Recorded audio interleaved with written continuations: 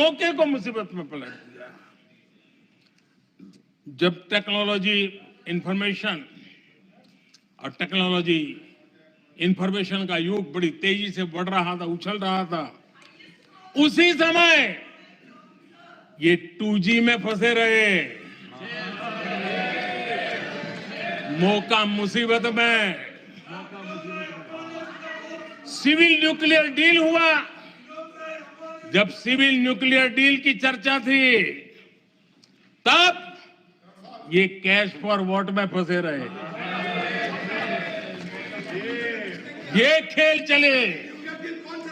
आदरणीय अध्यक्ष जी, 2010 में कॉमनवेल्थ गेम्स हुए।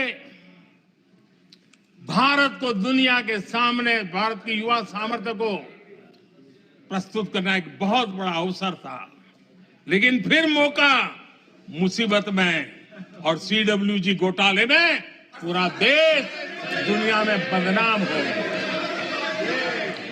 आदरणीय अध्यक्ष जी,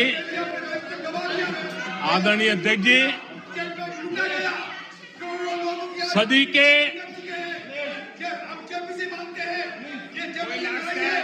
के दूसरे दशक में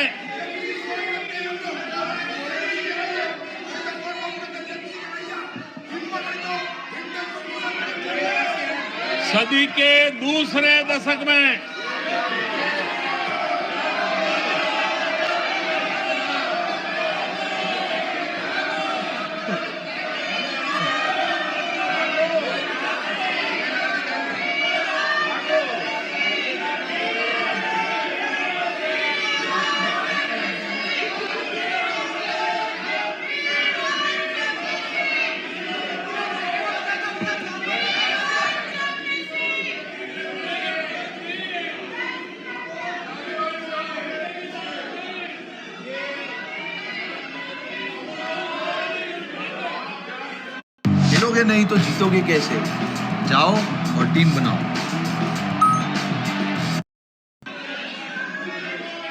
उचित नहीं है, यह संसदीय परंपराओं के अनुरूप नहीं है। आप बिना तथ्यों के बोलते हैं और फिर सुनते नहीं हैं। प्लीज बैठिए। नो, बैठिए। No no no no no. आदरणीय अध्यक्ष जी, ऊर्जा का किसी भी देश के विकास में अपना एक महात्म्य होता है, और जब दुनिया में भारत की ऊर्जा शक्ति के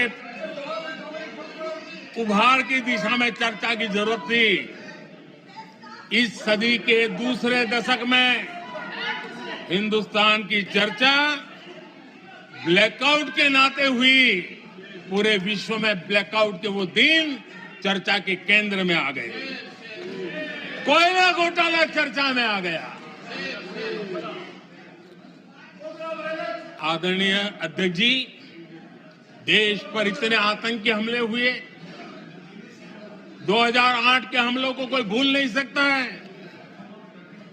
लेकिन आतंकवाद पर सीना तान कर, आंख में आंख मिला करके हमले करने का सामर्थ्य नहीं था। उसे चुनौती को चुनौती देने की ताकत नहीं थी, और उसके कारण आतंकवादियों के हौसले बुलंद होते गए, और पूरा देश 10 साल तक खून बहता रहा। मेरे देश के निर्दोष लोगों का वो दिन गए थे।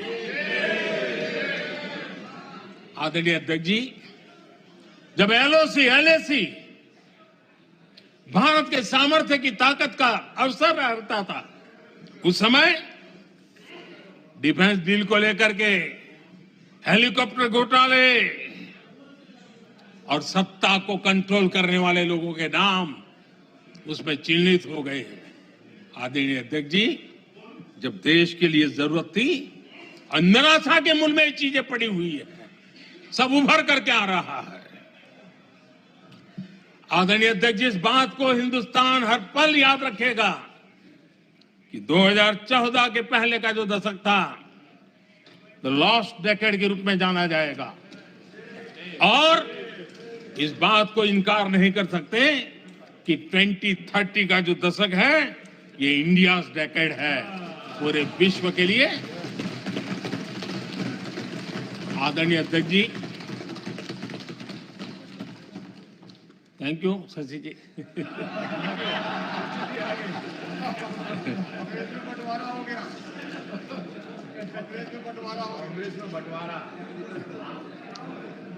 आदरणीय अध्यक्ष जी,